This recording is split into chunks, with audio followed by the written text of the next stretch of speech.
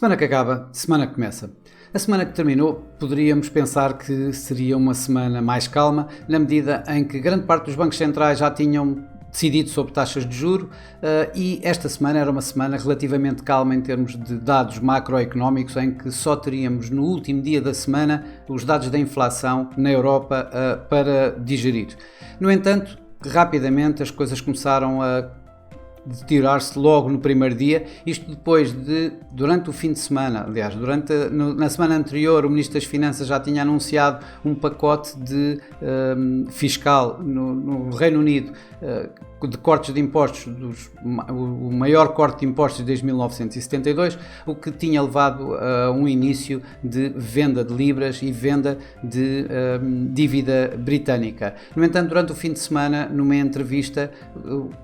o mesmo Ministro das Finanças acabou por dizer que mais ainda estava para vir relativamente aos impostos. Isso levou de facto a um ataque violento aos mercados no Reino Unido, com forte desconfiança sobre a forma como se ia financiar esse gap deixado pelo corte de impostos anunciado pelo Ministro, e isso levou as obrigações britânicas, as guilds, caírem para mínimos de várias décadas, os rendimentos, as yields a dispararem completamente e, além disso, a Libra a ser alienada, ou seja, a haver um ataque à Libra e a Libra a cair em queda livre. Queda essa que foi até 1,0360 contra o dólar, uma coisa completamente impensável ainda há uns tempos atrás, e com os mercados já a olharem mesmo para a paridade. Isto acabou por ser contagiado a todos os mercados, aos mercados das treasuries norte-americanas, das obrigações europeias, e só mesmo uma intervenção do Banco de Inglaterra, em que veio suspender a sua própria venda de títulos, portanto, através do quantitative tightening que tinha sido anunciado ainda há bem pouco tempo, foi suspendê-lo e fez mesmo um quantitative easing, por assim dizer, temporário de 2 semanas até dia 14 de outubro, onde se compromete a comprar 5 mil milhões de dívida, 5 mil milhões de libras em dívida britânica por dia até esse dia 14 e mais compromete-se inclusive a comprar o que for necessário para acalmar os mercados. Foi a única forma que tivemos que o Banco de Inglaterra teve para acalmar os mercados e que de facto começaram saíram do caos onde já estavam a entrar e no pânico que estava a ser criado. Também a contribuir para a aversão ao risco geral dos mercados estiveram os banqueiros centrais que, apesar de toda esta turbulência nos mercados, continuaram agressivamente a anunciar subida de taxa de juro, manter taxas de juro durante o tempo que for necessário para combater a inflação, ou seja, dizendo que no combate à inflação tudo valia, inclusive estas turbulências nos mercados, com alguns a dizerem que não era este tipo de turbulência que iria afastar os bancos centrais de subir taxas de juro. A ajudar a tudo isto, tivemos mais situações geoestratégicas, como foi o caso da fuga no Nord Stream, em que criou mais fricções entre o Ocidente e a Rússia, com um empurrar de culpas ora para um, ora para o outro. Não houve uma grande contágio já na crise energética que existe na Europa, não houve um evoluir muito grande da situação, até porque este Nord Stream já não estava a passar qualquer fluxo de gás para a Europa e, portanto, não houve nenhum rompimento, digamos, de fornecimento, porque ele já não existia. Mas isso contribuiu para a aversão ao risco generalizada que se estava a dar no mercado, assim como os referendos, ou melhor, o resultado dos referendos, como já esperávamos, eram favoráveis à Rússia e que já foram anunciadas as anexações desses territórios para a Rússia e que vamos ver onde é que isto vai parar, digamos, em termos geopolíticos, o que é que vai suceder nos próximos dias, semanas. Por fim, tivemos então a inflação na Europa, em que os números mostraram que a inflação na zona euro disparou de 9,1% para 10%, bem acima dos 9,7% que o mercado estava à espera, e isto também dá, digamos, razão àqueles que pensam que na Europa as taxas de juros vão continuar agressivamente a subir, nomeadamente uma nova subida de 0,75%, 75 pontos base na próxima reunião no Banco Central Europeu. Os mercados acionistas, obviamente, que estiveram bastante negativos, tiveram com uma turbulência enorme, volatilidade muitíssimo elevada durante esta semana. Os mercados na Europa perderam, mesmo assim, não perderam tanto quanto seria de esperar no final, ou seja, fecharam a perder cerca de 1,3%. O mesmo aconteceu nos Estados Unidos, que perderam quase o dobro, 2,7%. Curiosamente, em situações em que a Europa estava bastante mais afetada do que propriamente os Estados Unidos, e a Ásia, então, ainda mais, em que caíram cerca de 3,5%. Isto foi a última semana do mês de setembro, um mês horrível, por assim dizer, mês de setembro bastante negativo, em que, por exemplo, na China, os mercados perderam cerca de 11%, aliás, Coreia do Sul, 10%, houve uma grande pressão nos mercados acionistas asiáticos. Também na Europa, em que perderam à volta de 6,5% em média, os principais índices, claro, e nos Estados Unidos cerca de 9%. Isto num mês em que a volatilidade subiu mais de 20%. Cá no nosso país, na Europa, em Portugal, o PSI 20 recuou um pouco mais esta semana do que aquilo que foram os restantes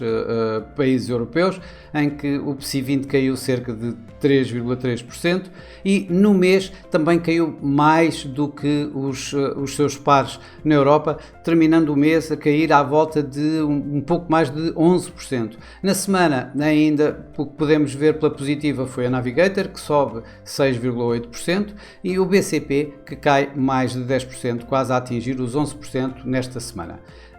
Nas commodities continuaram também, tanto no mês como na semana, pressionadas, isto principalmente pressionadas por os receios da recessão e por um dólar cada vez mais forte. O dólar acabou por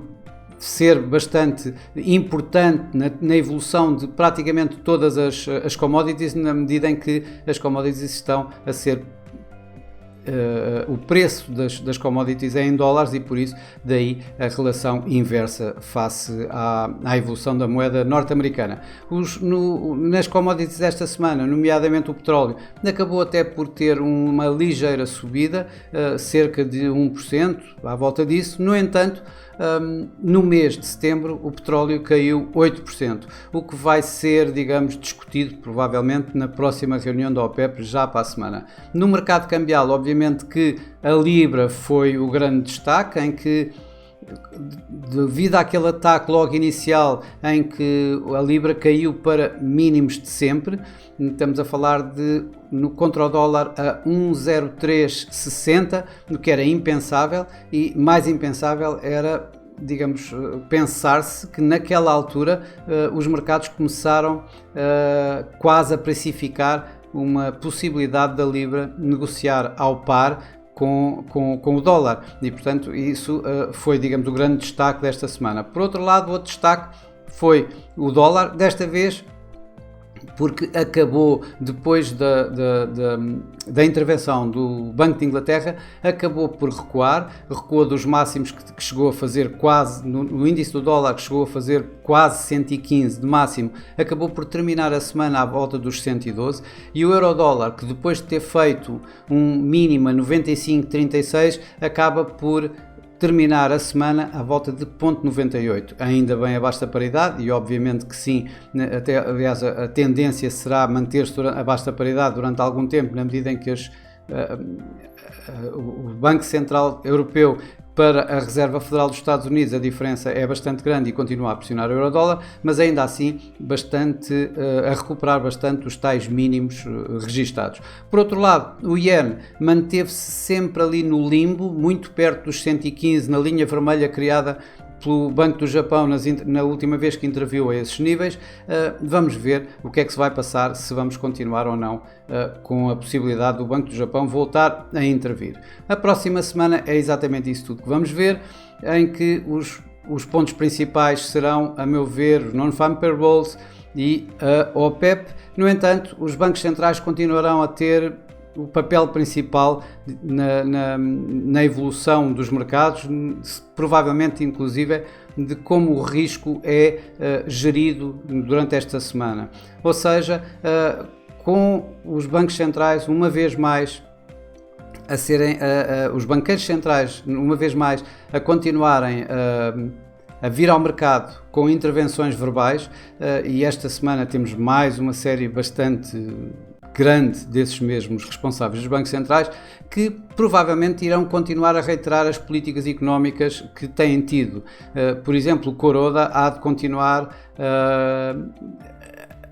a querer manter a defender a sua dama, ou seja, controle de taxa de juro e taxas de juro negativas para criar, digamos, crescimento económico. Por outro lado, todos os outros vão de continuar a combater a inflação, continuando a dizer que vão subir taxas de juros, continuando a dizer que vão manter taxas de juros elevadas até que a inflação ceda e comece a ir no sentido dos tais 2%, que é a base de praticamente todos os bancos centrais, e isso vai criar definitivamente mais volatilidade nos mercados conforme essas intervenções verbais vão chegando ao mercado. Importante também a reunião da OPEP, que depois dos tais 8% de queda dos preços no mês de setembro, e há um mês atrás tiveram um corte simbólico na produção do petróleo, é natural que este mês isso seja discutido e os mercados já estão à espera de que seja anunciado um novo corte para estabilizar os preços naquilo que a OPEP, o grupo da OPEP e seus aliados, em que a Rússia também se inclui, digam que os preços estão em linha com as condições atuais de mercado. Isso vai criar também por si não só uma volatilidade aumentada nos preços do petróleo, portanto nos setores energéticos, mas também no resto dos mercados a nível global, em que isso também se pode vir a contagiar, digamos assim. Por outro lado, vamos continuar a ver, o mercado vai continuar a observar os mercados obrigacionistas, de que forma e se o ataque, digamos, às dívidas britânicas se vão manter, ou se o Banco de Inglaterra vai ter que aumentar a sua defesa à Libra e à dívida britânica. Vamos ver se o dólar vai continuar neste recuo, vai continuar a dar algum descanso aos mercados, não mantendo esta correção dos máximos que atingiu durante esta última semana de setembro. E por outro lado, vamos ver se o mercado vai desafiar uma vez mais o Banco do Japão, levando o dólar-iene acima dos 145 e vendo se o dólar-iene se o Banco do Japão vai entrar novamente nos mercados. Claro que o mais importante esta semana serão os non-farm payrolls, em que o mercado está à espera de cerca de 250 mil novos postos de trabalho, está à espera de que a taxa de desemprego se mantenha nos 3,7% e que o crescimento dos salários a nível mensal se tenha mantido ali nos 0,3%. Isto criará as condições para que os tais 75 pontos base de aumento da taxa de juro já na próxima reunião de novembro, descontada pelo mercado, se mantenha, digamos, incólume, sem digamos, haver mais volatilidade em relação a isso. Qualquer outra situação, tanto por defeito como por excesso, por assim dizer, provavelmente poderá haver aqui assim algum ajuste nesse desconto das taxas de juros e levar a alguma, principalmente no dólar, a alguma continuidade desta correção começada já esta semana, no final desta semana que passou, ou se por outro lado voltamos a ter fortes valorizações no dólar e continuar, digamos, a tendência de valorização do dólar que temos tido até ao momento. Por fim, temos os bancos centrais, mais dois bancos centrais a divulgar as suas decisões sobre a taxa de juros. É o caso do Banco Central na Austrália e na Nova Zelândia. Em ambos é esperado um aumento de 50 pontos nas suas taxas. Isto para defender, nomeadamente, as suas divisas que têm estado bastante pressionadas por um dólar mais forte e que dessa forma, de alguma maneira, também contribuem para um aumento da inflação, digamos, por importando inflação externa, na medida que as suas divisas estão bastante fragilizadas. Este aumento de 50 pontos poderá, de alguma forma, suportar um pouco mais, de novo, estas divisas, parando, digamos, a sua queda e dando uma ajuda, digamos, ao combate à própria inflação, não só através da subida da taxa de juros por